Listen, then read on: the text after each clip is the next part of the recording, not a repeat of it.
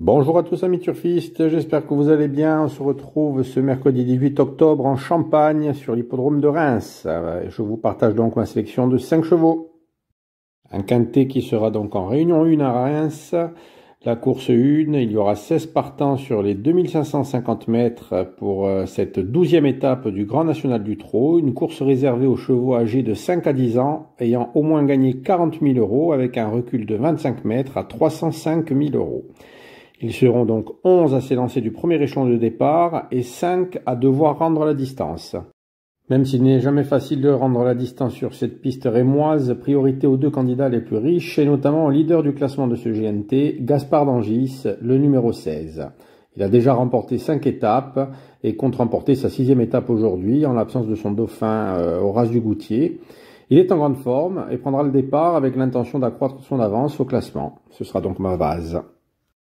En deuxième position, j'ai retenu le numéro 8, In Excess Bleu.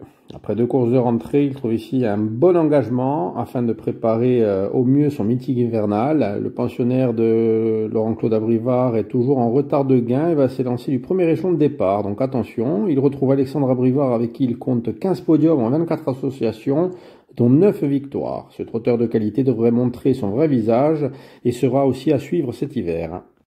En troisième position, j'ai retenu le numéro 15, Gitano. Toujours présenté à bon escient, le protégé de Thierry Duval d'Estaing a montré qu'il était très compétitif dans ce genre de lot. Il est en grande forme depuis le début de l'année où il n'est sorti qu'une seule fois des 3 premiers en 11 tentatives. Il sera une nouvelle fois drivé par Théo Duval d'Estaing avec qui en 33 associations il compte 27 podiums dont 18 victoires. Des statistiques quand même impressionnantes. Même s'il va devoir rendre la distance et découvrir cet hippodrome, il faudra compter sur lui pour lutter pour les premières places.